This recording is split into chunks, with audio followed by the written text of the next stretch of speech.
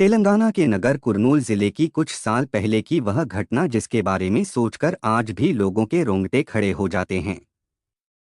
रिश्ते को शर्मसार करने वाली घटना को अंजाम देने वाला एक 20-22 साल का युवक था, जिसका जिक्र होते ही लोग उसे समाज में दोस्ती के नाम पर कलंक होने की संज्ञा देते हैं। क्या था पूरा मामला, क्या किया था उस लड़के ने, क्या थी उसकी क्रूरता की कहानी? आइए जानते हैं सब कुछ विस्तार से इस वीडियो में। नमस्कार मेरे प्यारे भाइयों और बहनों, मैं विवेक कुमार।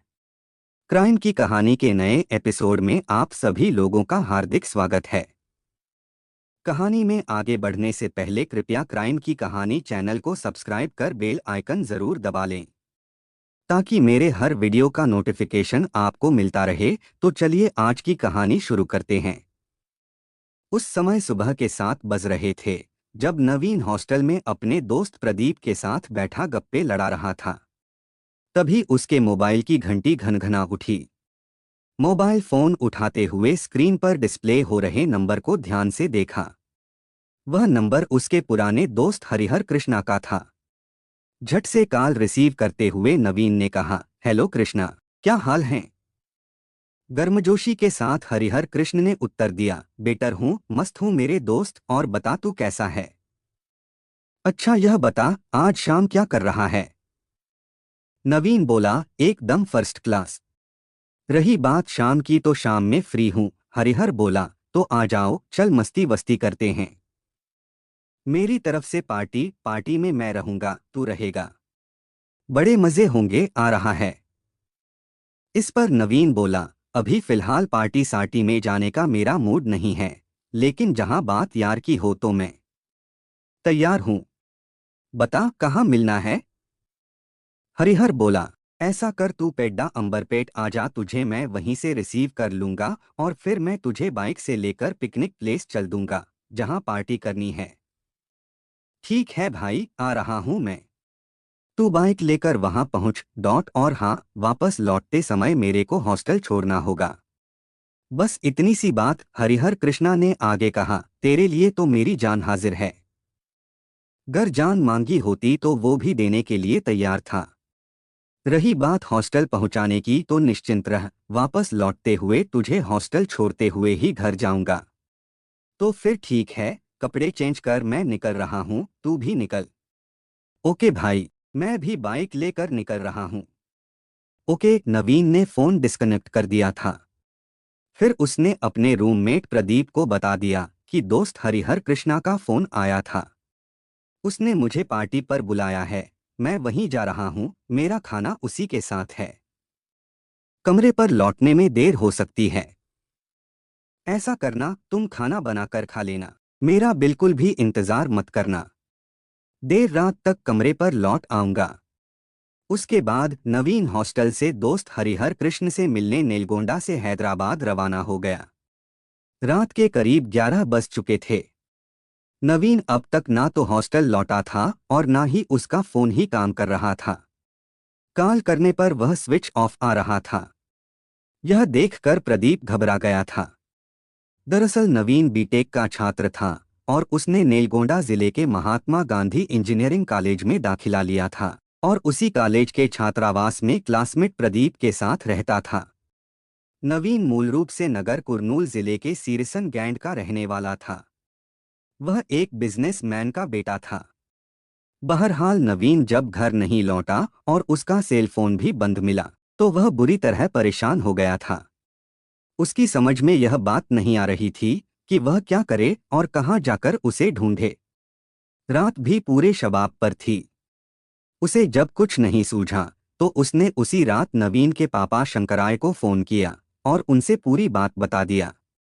प्रदीप के मुंह से बेटे के बारे में सुनकर शंकराय बुरी तरह चौंक गए और तब उन्हें पता चला कि वह हरिहर कृष्णा से मिलने हैदराबाद गया था। नवीन और कृष्णा बचपन के दोस्त थे, दोनों के बीच दांत काटी रोटी जैसे यारी भी थी। एक ही कॉलेज से इंटरमीडिएट की पढ़ाई पूरी करने के बाद दोनों अलग अलग शहर में जा बसे थे और अपनी इंजीनियरिंग की पढ़ाई में जुट गए थे। लेकिन इन दिनों किसी बात को लेकर दोनों के बीच में मनमुटाव चल रहा था। इसी बात को लेकर नवीन के पापा शंकराय बुरी तरह डर गए थे। उन्होंने भी अपने स्तर से बेटे के बारे में जानकारी जुटाने और बेटे से मिलने की कोशिश की थी, लेकिन वह भी अपने मकसद में नाकामयाब रहे। अगले दिन यानी 18 फरवरी 2023 को शंकराय नेलगोंडा जिले के नारकेट पल्ली थाने पहुंचे और उन्होंने बेटे की गुमशुदगी दर्ज करवा दिया। एसएचओ आर श्रीनिवास रेड्डी ने नवीन की गुमशुदगी दर्ज कर उन्हें आवश्यक कार्रवाई करने का आश्वासन देकर घर भेज दिया था। घर वापस लौटने से पहले वह बेटे के गुम होने में उसके बचपन के दोस्त हरिहर कृष्णा की ओर इशारा कर गए थे। गुमशुदगी दर्ज करने के बाद एसएचओ रेड्डी ने गुमशुदा नवीन के दोस्त हरिहर कृष्णा को टारगेट पर लेते हुए आगे की जांच बढ़ाई। जांच के दौरान पुलिस को पता चला कि नवीन की गुमशुदगी के बाद से हरिहर कृष्णा भी लापता है। इसके बाद पुलिस का शक उस पर गहरा गया और पुलिस उसकी तलाश में जुट गई। उसके संभावित ठिकानों पर ताबड़तोड़ दबिश देने लगी थी, लेकिन वह पुलिस की पकड़ से बहुत दूर था। इधर पुलिस के साथ साथ नवीन के घर वाले भी उसकी तलाश में जुट गए। उधर पुलिस नवीन और उसके दोस्त हरिहर कृष्णा के मोबाइल नंबरों की कॉल डिटेल्स निकलवाकर अध्ययन में जुटी हुई थी। कॉल डिटेल्स के अध्ययन से पता चल गया था कि आखिरी बार नवीन से हरिहर कृष्णा की 17 फरवरी 2023 को सुबह 7 बजे बात हुई थी। उसके बाद कोई बातचीत नहीं हुई थी। पुलिस ने जब हरिहर कृष्णा के मोबाइल नंबर को खंगालना शुरू किया तो एक बेहद हैरान परेशान कर देने वाली जानकारी मिली, जिसे जानकर पुलिस चौंक गई। जानकारी यह थी कि 18 फरवरी को कृष्णा के अकाउंट में किसी ने 1,500 रुपये ट्रांसफर किए थे।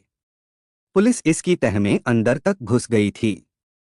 काफी मशक्कत के बाद आखिरकार पुलिस ने पता लगा ही लिया कि वह पैसे हैदराबाद से उसके खाते में ट्रांसफर किए गए थे। कुल मिलाकर पुलिस इस नतीजे पर पहुंच चुकी थी कि जो कुछ भी हुआ था हैदराबाद में ही हुआ है। अपराध केंद्र हैदराबाद ही है। जब तक हरिहर कृष्णा पकड़ा नहीं जाता है तब तक नवीन के बारे में किसी भी निष्कर्ष तक पहुंचना संभव नहीं था, इसलिए हरिहर कृष्णा का पकड़ा जाना हर हाल में जरूरी था।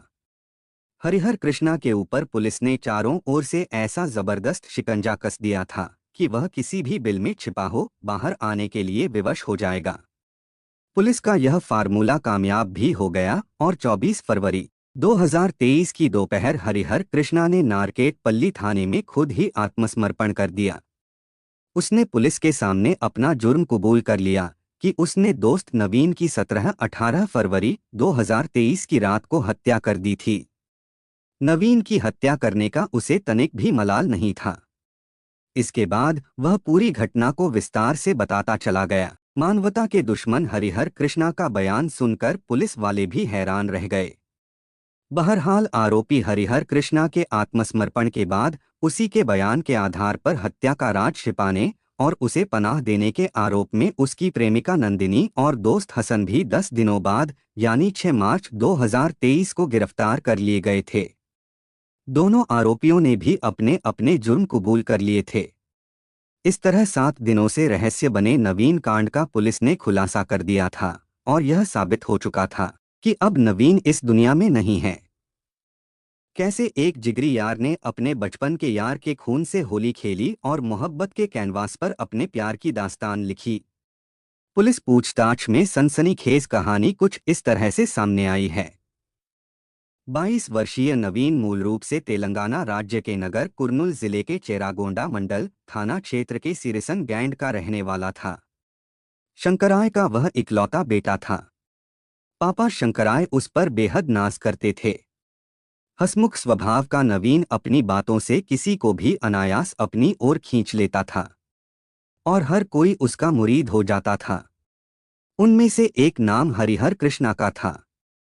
हरिहर जो उसका दोस्त बन गया था और आगे चलकर दोनों की यह दोस्ती दांत काटी रोटी जैसी पक्की हो गई थी और घर बाहर से लेकर स्कूल कॉलेज तक सभी उनकी दोस्ती का गुणगान किए बिना नहीं रह सकते थे। 22 वर्षीय हरिहर कृष्णा मूल रूप से वेरांगल जिले का रहने वाला था। 3 भाई बहनों में वह सबसे बड़ा था। उसके पिता एक बिजनेसमैन थे। बेटे की पढ़ाई पर वह खूब पैसे खर्च कर रहे थे। उनका सपना था कि बेटा पढ़ लिख कर इंजीनियर बने तो उनका जीवन सार्थक हो जाए। भले ही उसकी पढ़ाई पर ज्यादा खर्च आए, इसकी कोई चिंता नहीं था। उनका सोचना था कि जब हरिहर का जीवन संवर जाएगा तो बाकी दोनों बच्चों का भी भविष्य बन जाएगा। नवीन और हरिहर कृष्णा एक ही कॉलेज और एक ही कक्षा में पढ़ते थे। इन दोनों के साथ ही हैदराबाद के हस्तिनापुरम की रहने वाली नंदिनी भी पढ़ती थी। नंदिनी इखरी बदन की दुबली पतली और छरहरी लड़की थी। उसमें कोई खास आकर्षण भी नहीं था, लेकिन न जाने क्यों नवीन उसकी ओर चुंबक की तरह खींचता चला जा रहा था।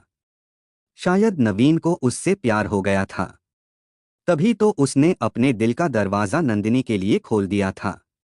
उसके दीदार के लिए हर घड़ी पलकें बिछाए रहता था। ऐसा नहीं था यह एक तरफा प्यार हो। नंदिनी भी नवीन को बेहद चाहती थी। अपने कोरे दिल पर अपने सपनों के राजकुमार के रूप में नवीन का नाम लिख दिया था। यह बात घटना से करीब 3 साल पहले 2020 की थी। नंदिनी नवीन का पहला प्यार थी और नवीन भी उसका पहला प्यार था। इन दोनों का प्यार ठीक उसी तरह था जैसे बाती बिन दिया नहीं, चांदनी बिन चांद नहीं और तपिश बिन सूरज नहीं। दोनों के दिलों में एक दूसरे के लिए बेपनाह प्यार था। नंदिनी और नवीन ने एक दूजे को लेकर अपने भविष्य की कुछ सपने देखे थे। साथ साथ रहने की, साथ साथ जीवन के सुनहरे पल बिताने की सपने देखे थे। पते की बात तो ये थी कि नवीन अपने प्यार की पल पल की स्टोरी अपने अजीज दोस्त हरिहर कृष्णा को बताए बिना नहीं रहता था। इससे एक एक बात शेयर करता था। हरिहर कृष्णा चटखारे लेकर मजे से दोनों की प्रेम कहानी सुनता था। दोनों की प्रेम कहानी सुनते सुनते भी उसके दिल में दोस्त की प्रेमिका के लिए खास जगह बनने लगी थी। धीरे धीरे वह उसके प्रति आकर्षित होता चला गया था। जबकि हरिहर कृष्णा जानता था कि नंदिनी से उसका दोस्त प्यार करता था। किसी के प्यार को छीनना गलत है, लेकिन उसने इस बात की परवाह किए बिना ही प्रेम और जंग में सब कुछ जायज़ है वाली नीति अपनाते हुए उसी ओर अपना कदम बढ़ा दिया था। सीधा सादा नवीन दोस्त हरिहर कृष्णा के मन में क्या चल रहा है जान ही नहीं सका। वह समझ ही नहीं सका कि वह उसके प्यार पर डाका डालने के लिए कुंडली मारकर बैठा है। उसे अगर तनिक भी अंदेशा होता तो शायद अपने प्यार को दोस्त से कभी भी ना तो शेयर करता और ना ही उसे कुछ बताता। लेकिन हरिहर कृष्णा के मन में तो कुछ और ही चल रहा था। नंदिनी को पाने के लिए हरिहर कृष्णा के मन में हसरतें जिंदा हो चुकी थीं। उसे किसी भी तरह हासिल करने की उसने सौगंध ले ली थी। लेकिन उसे हासिल करे तो करे कैसे, इस जुगत में दिन रात परेशान रहा करता था। आखिरकार दोनों को अलग करने की उसने तरकीब निकाल ही लिया। शातिर दिमाग वाले हरिहर कृष्णा ने दोनों को अलग करने के लिए उनमें इस तरीके से फूट डाल दी थी कि बरसों का प्यार पल भर में रेत के मकान की तरह ढह गया था। एक दिन मौका देखकर हरिहर कृष्णा ने नंदिनी को भड़काया। जानती हो नंदिनी, तुम जितनी भोली हो नवीन उतना ही कमीना है। तुम्हें शर्म नहीं आती अपने अजीज दोस्त के खिलाफ ऐसी बातें करते हुए। प्रेमी की बुराई सुनकर नंदिनी गुस्सा हो गई थी। हरिहर कृष्णा ने भड़काया, तभी तो कहता हूँ नंदिनी तुम बहुत भोली हो। दोस्त के दोहरे चेहरे को तुम देख नहीं सकती। नंदिनी गुस्से में बोली, क्या मतलब है तुम्हारा, मैं अंधी हूँ मुझे कुछ दिखता नहीं है। हरिहर कृष्णा थोड़ा नरम लहजे में बोला, नाराज क्यों होती हो यार, तुम्हें अपना समझकर दोस्त की सच्चाई बता रहा हूँ। तुम हो कि मेरी बात सुनने के बजाय मुझ पर ही नाराज हो रही हो। पता नहीं क्यों मुझसे तुम्हारे साथ हो रहा धोखा देखा नहीं जा रहा है। इस बार हरिहर कृष्णा ने तीर निशाने पर लगाया था। नंदिनी ने सवाल किया, कौन धोखा दे रहा है मुझे? तुम्हारा प्यार, नवीन। वही तुम्हें धोखा दे रहा है। इसे मैं कतई मानने के लिए तैयार नहीं हूं कि नवीन मुझे कभी धोखा दे सकता है। वो मुझसे बहुत प्यार करता है, अंधा प्यार करता है। इसी बात का तो रोना है। उसने तुमसे अंधे प्यार वाली बात कर दी और तुम भी उसी तरह अंधी हो गई। पर इसमें कोई सच्चाई नहीं है कि वो तुमसे अंधा प्यार करता है। तो फिर कई लड़कियों से उसके नाजायज संबंध हैं। क्या? नंदिनी उसकी बात सुनकर बुरी तरह उछली। क्या कहते हो तुम? नवीन और कई लड़कियां। मैं और मेरा दिल इसे कभी मानने के लिए तैयार नहीं होगा कि मुझे छोड़कर वह किसी और लड़की से प्यार करता है। No never. इसी बात का तो रोना है। तुम मेरी किसी बात को सीरियसली लेती नहीं हो। यह सब तुम्हें बताकर मुझे क्या बेनिफिट होने वाला, जरा सोचो। इतना कहकर हरिहर कृष्णा ने नंदिनी के चेहरे पर अपनी शातिर नजरें गड़ा दी थीं और उसके हाव भाव को पढ़ने की कोशिश करने लगा था, जिससे उसे पता चल सके कि अब वह क्या सोच रही है। कुछ पल के लिए वह गंभीर हुई, फिर कुछ सोचकर उसने कहा, पता नहीं क्यों मेरा दिल इसे मानने को तैयार नहीं हो रहा है कि नवीन के और लड़कियों से संबंध होंगे। लेकिन तुम कहते हो तो। नंदिनी, मेरा काम तुम्हें अलर्ट करना था, सो मैंने कर दिया। बाकी मानना ना मानना तुम्हारा काम है। अच्छा, चलता हूँ। मैंने एक सच्चा दोस्त होने का फर्ज निभाया है। बाकी सब ऊपर वाले के हाथ में, कहते हुए वह आगे बढ़ गया। हरिहर कृष्णा ने अपना दाव चल दिया था। कान की कच्ची नंदिनी उसकी बातों में आ गई थी। वैसे भी नारी यह कब बर्दाश्त कर सकती है कि एक म्यान में दो तलवार रह सके। हरिहर कृष्णा ने जब से नवीन के खिलाफ उसके कान भरे थे, तब से नंदिनी ने उससे दूरी बना लिया। वह ना तो उससे बात करती थी और ना ही उसकी कॉल रिसीव कर रही थी। अचानक प्रेमिका में आए बदलाव को देखकर नवीन परेशान हो गया था। वह उससे यह जानने की कोशिश करता था कि आखिर उससे ऐसी कौन सी गलती हुई है कि उसने उससे बातचीत करनी बंद कर दिया। यहाँ तक कि कॉल रिसीव करना भी छोड़ दिया था, वरना एक घंटी बनते ही झट से उसकी कॉल रिसीव कर लेती थी। नवीन को क्या पता था कि उसकी प्रेमिका को अपनी प्रेमिका बनाने के लिए उसी के अजीज यार ने गद्दारी की थी। उसी ने भोली भाली नंदिनी को उसके खिलाफ भड़काया था। बिना सोचे समझे नंदिनी भी शक के दरिया में रफ्तार से बढ़ गई थी। इस घटना के महीने भर बाद, शाम की छुट्टी के बाद, एक दिन रास्ते में नवीन ने नंदिनी को रोक लिया। एक मिनट के लिए नंदिनी, प्लीज मेरी बात सुन लो, नवीन उसके सामने गिड़गिड़ाया। मैं तुम्हारी कोई बात नहीं सुनने वाली। और फिर तुम्हारी हिम्मत कैसे हुई जो तुमने मेरा रास्ता रोका? गुस्से से नंदिनी तमतमा उठी थी। प्लीज नंदिनी, गुस्सा मत हो। एक बार फिर उसके सामने नवीन गिड़गिड़ाया, सिर्फ इतना बता दो कि आखिर मुझसे ऐसी क्या गलती हुई है जो तुमने मुंह मोड़ लिया। प्लीज नंदिनी, प्लीज एक बार बताओ।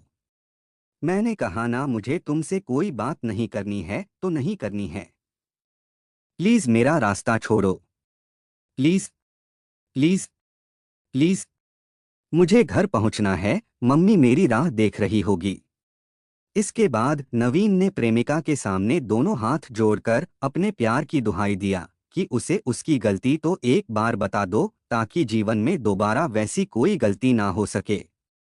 वह उसके बिना नहीं जी सकता, उसकी जुदाई का गम बर्दाश्त नहीं कर सकता। लेकिन नंदिनी ने उससे कुछ नहीं कहा तो नहीं कहा। हार कर नवीन ने उसे छोड़ दिया और वहीं खड़ा खड़ा एक टक उसे तब तक देखता रहा जब तक वह उसकी आंखों से ओझल नहीं हुई। हारे हुए जुआरी की तरह नवीन घर पहुंचा। दिल उसका नंदिनी के लिए सिसकियां भर रहा था। गंगा यमुना की धारा उसकी आंखों से छलक रहा था। नंदिनी के वियोग में वह विरह की अग्नि में जल रहा था। आंखों के सामने बार बार नंदिनी का मुस्कुराता हुआ चेहरा थिरक उठता था।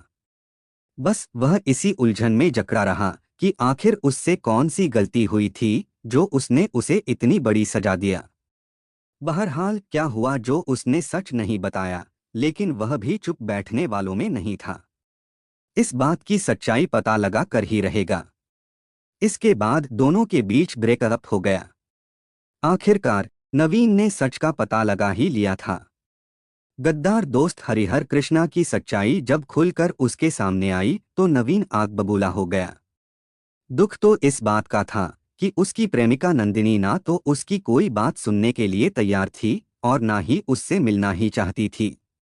नवीन सही समय आने के इंतजार में बैठ गया कि एक ना एक दिन वह समय आएगा जब वह हरिहर कृष्णा की कलई उसके सामने खोल कर रख देगा।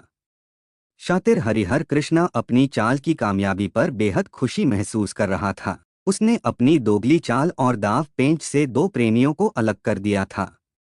वह मन ही मन खुश था कि अब नंदिनी को अपना बनाने से कोई रोक नहीं सकता।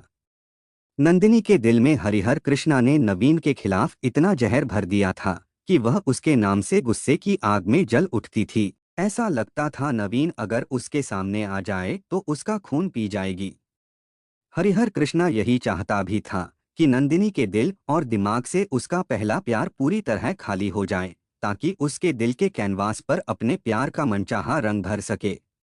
भले ही नंदिनी ने अपने दिल और दिमाग से नवीन को निकाल फेंका था, लेकिन जब वह अकेली होती थी तो उसकी यादों के बादल और उसके साथ बिताए पल आंखों के सामने उमड़ पड़ते थे। वह उदास हो जाती थी। हरिहर इसी पल का इंतजार करता था, ताकि उसे संभालने के बहाने उसके दिल के करीब पहुंच सके और अपने प्यार का मरहम लगा सके। चतुर खिलाड़ी हरिहर कृष्णा धीरे धीरे नंदिनी के दिल के करीब पहुंचने में कामयाब हो गया। दिल के हरे जख्म को भरने के लिए उसने सहानुभूति का जो मरहम लगाया था, नंदिनी उसकी मुरीद हो गई थी। नंदिनी के दिल पर उसके प्यार का रंग चढ़ने लगा था। वह उसके प्यार के रंग में रंगने लगी थी। नंदिनी और हरिहर कृष्णा दोनों एक दूसरे से टूटकर प्यार करने लगे थे। उसने नंदिनी के दिल पर अपने प्यार की ऐसी हुकूमत बैठा दिया कि उसका दिल हरिहर कृष्णा के अलावा किसी और के बारे में धड़कने की गुस्ताखी नहीं करता था। धीरे धीरे 2 साल का समय बीत चुका था। नंदिनी को हरिहर कृष्णा का हुए और पहले प्रेमी नवीन से दूरियां बनाए हुए। दोनों ही अपने प्यार की दुनिया में बहुत खुश थे। हरिहर कृष्णा ने जो चाहा था सो पा चुका था। इधर नवीन ने नंदिनी से ब्रेकअप करने के बाद अपना सारा ध्यान पढ़ाई पर लगा दिया। इंटरमीडिएट की पढ़ाई पूरी करने के बाद उसने नेलगोंडा जिले के महात्मा गांधी इंजीनियरिंग कॉलेज में दाखिला ले लिया था, जबकि हरिहर कृष्णा जडीगुड़ा के इंजीनियरिंग कॉलेज से बीटेक कर रहा था और नंदिनी हैदराबाद में ही रहकर बीएससी की पढ़ाई कर रही थी। नंदिनी भले ही अपने दिल से नवीन की यादें मिटा दी थीं, लेकिन नवीन उसे अभी भी भुला नहीं पाया था। उसके दिल में अब भी नंदिनी के साथ बिताए सुनहरे पल की यादें जवां थी। उसकी एक एक सांस पर प्रेमिका का नाम लिखा हुआ था। जब उसकी याद आती थी, उसकी पलकें भीग जाती थीं। वह दिल ही दिल में घुटता था। आज भी वह इस बात को सोचकर परेशान हो जाता था कि नंदिनी ने किस कसूर के लिए उसे अपने दिल से निकाल दिया। तभी तो 2 साल बाद हिम्मत जुटाकर एक दिन नवीन ने नंदिनी को मैसेज किया। सालों बाद आए मैसेज को पढ़कर वह हैरान रह गई थी। उसने नवीन के भेजे गए मैसेज का कोई जवाब नहीं दिया, बल्कि उसने यह बात हरिहर कृष्णा को बता दिया। हरिहर कृष्णा ने जैसे ही सुना कि नवीन ने प्रेमिका को मैसेज किया है, वह सतर्क हो गया और डर भी गया कि सालों से पड़ा पर्दा नंदिनी के सामने कहीं उठ ना जाए, वरना बना बनाया खेल बिगड़ सकता है। उसकी सच्चाई जानकर नंदिनी उससे दूर चली जाएगी। वह ऐसा होने नहीं देना चाहता था। उसने प्रेमिका को समझाया कि वह उसके किसी भी मैसेज का जवाब नहीं दे, इसके बाद भी अगर वह मैसेज करता है तो कोई और रास्ता निकालना होगा। उस दिन के बाद से नवीन नंदिनी को मैसेज बराबर भेजने लगा था। उसके बार बार मैसेज आने से वह बुरी तरह परेशान हो गई थी और हरिहर कृष्णा से एक एक बात बताती थी। नवीन के प्यार भरे मैसेज भेजने से वह जल भुन उठता था। उसे इस बात का डर सताने लगा था कि कहीं नंदिनी उसके हाथ से निकल ना जाए। नंदिनी ने नवीन से पीछा छुड़ाने की कोई कारगर युक्ति निकालने की बात कही तो उसने उसे यकीन दिलाया कि जल्द ही नवीन नाम के कांटे से छुटकारा दिला देगा, इसकी वह चिंता ना करे। हरिहर कृष्णा भी यही चाहता था कि नवीन जो उसके प्रेम की राह में कांटा बना हुआ है, उस कांटे को सदा के लिए रास्ते से उखाड़ फेंके। फिर प्रेमिका ने तो फरमान ही जारी कर दिया था, तो भला उसके फरमान को वह कैसे पूरा ना करता। शातिर दिमाग वाला हरिहर कृष्णा ने फैसला कर लिया था उसे क्या करना है। उसने मन ही मन खतरनाक योजना भी बना ली थी। योजना नवीन की हत्या की थी। अब इसे यह तय करना था कि नवीन को नेलगोंडा से हैदराबाद कैसे बुलाया जाए, क्योंकि इसने नवीन की हत्या की पटकथा इसी शहर में लिखी थी, यानी उसे यहीं मारने का प्लान बनाया था। अपनी योजना में उसने नंदिनी को भी शामिल कर लिया था।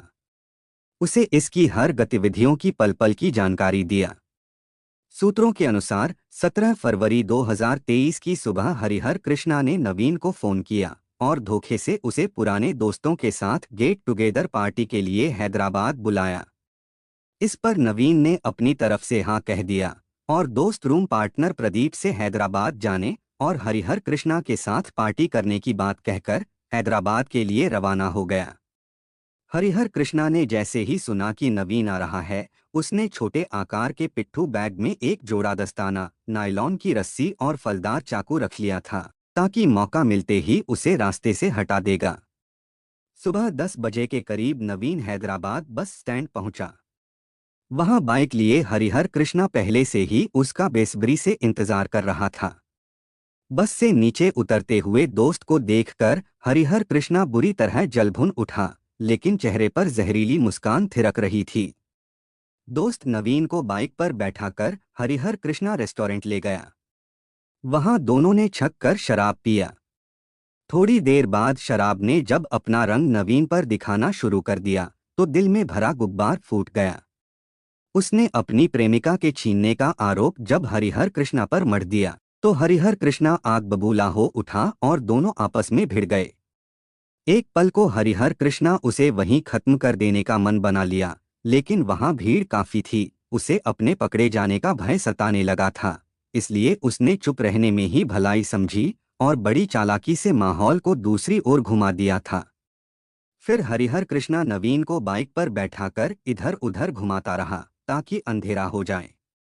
शाम 6 बजे के करीब बाइक लेकर वह अब्दुल्लापुर मेट थाना क्षेत्र के पेड्डा अंबरपेट की घनी झाड़ियों के पास पहुंचा, जहां चारों ओर सन्नाटा और दूर दूर तक अंधेरा फैला था। झाड़ियों के पास उसने बाइक रोक दिया और दोनों पास स्थित रमा देवी पब्लिक स्कूल की ओर बढ़े, जहां पार्टी चलने की बात हरिहर कृष्ण ने बताई। आगे आगे लड़खड़ाता हुआ नवीन चल रहा था, जबकि हरिहर कृष्णा उसके पीछे पीछे। यही सही मौका था।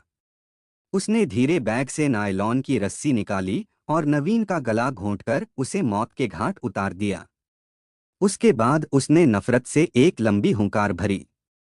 फिर पिट्ठू बैग से दस्ताना निकालकर हाथों में पहना और चाकू से उसका गला काटकर सिर धड़ से अलग कर दिया और मोबाइल की टार्च की रोशनी में मोबाइल कैमरे से फोटो खींचा और नंदिनी के व्हाट्सएप पर भेज दिया। पुराने प्रेमी का कटा सिर देखकर नंदिनी बहुत खुश हुई।